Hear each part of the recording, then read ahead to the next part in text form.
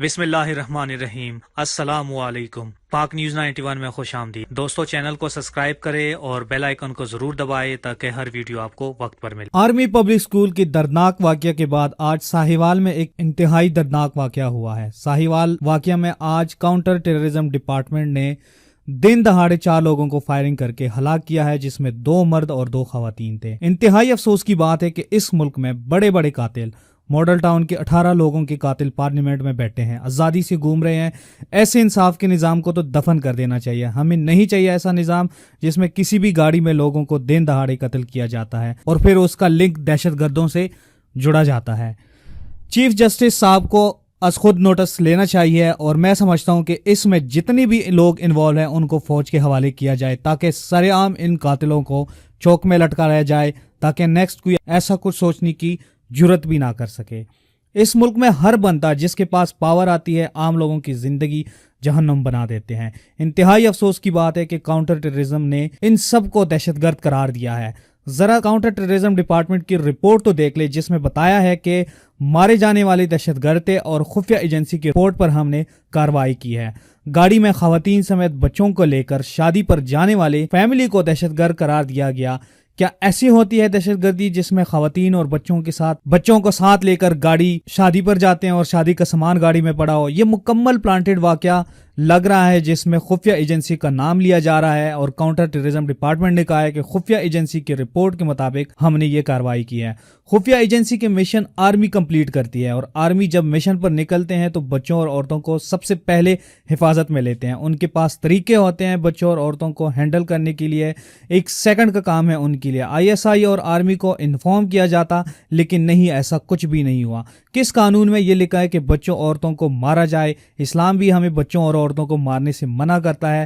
جنگ کے دوران بچوں اور عورتوں کو نقصان پہنچانے سے اسلام نے ہمیں منع کیا ہے۔ کاؤنٹر ٹیررزم کے دعوے سامنے آ رہے ہیں، لیکن وہاں پر لوگوں نے اس سارے واقعے کو دیکھا ہے جس کے مطابق یہ لوگ دہشت گرد نہیں تھے، اور CTD جو کہہ رہی ہے وہ بالکل غلط ہے۔ CTD کی طرف سے یہ بھی کہا گیا ہے مارے جانے والوں نے فائرنگ کی ہے، لیکن علاقہ کے لوگوں نے کہا ہے کہ کوئی فائرنگ نہیں ہوئی، مارے جانے والوں کی طرف سے کوئی فائرنگ نہیں ہوئی۔ ہم ابھی فی الحال اس پر مزید کچھ نہیں کہہ سکتے، لیکن عثمان بزار اور عمران خان کا شکریہ ادا کرنا چاہیے کہ اس واقعوں کا بروقت نوٹس لیا، CTD والوں کو گرفتار کیا ہے اور GIT تشکیل دی ہے۔ لیکن عمران خان کو اور عثمان بزار کو یہ معاملہ خود ہینڈل کرنا چاہیے، کیونکہ یہ حکمران ہے اور یہ ان کا حق بنتا ہے۔ اللہ پاک کے سامنے یہ لوگ اس بات کے لیے جواب دہ ہے۔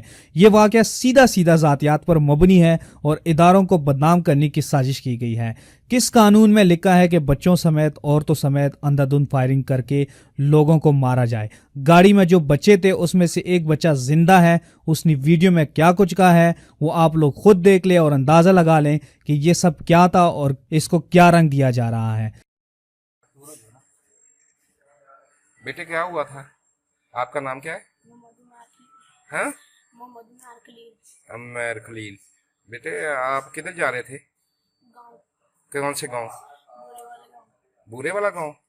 آپ کے پاپا خلیل تھے، آپ کی مما کا کیا نام ہے؟ نبیلہ۔ اور کون تھا؟ پاپا کا دوست۔ کیا نام اس کا؟ مولوی مولوی کہتے ہیں۔ آپ کی بہن کون تھی، بڑی تھی؟ ریبا۔ ریبا۔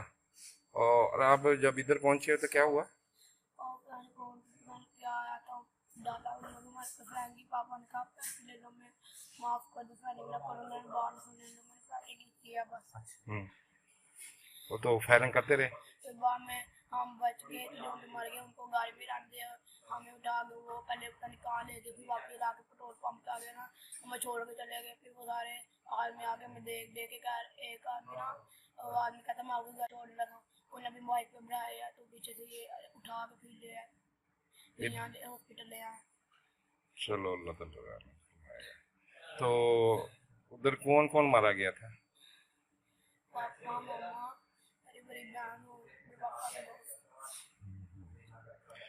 تو برے والے کیا کرنے جا رہے تھے؟ چاچو کی شادی تھی۔ کون سے چاچو کی؟ رضوان۔ رضوان کی؟ گاؤں کا پتہ ہے برے والا کون سا گاؤں؟ بس نام ہی آتا ہے، اندر سے۔ اچھا چلو ٹھیک۔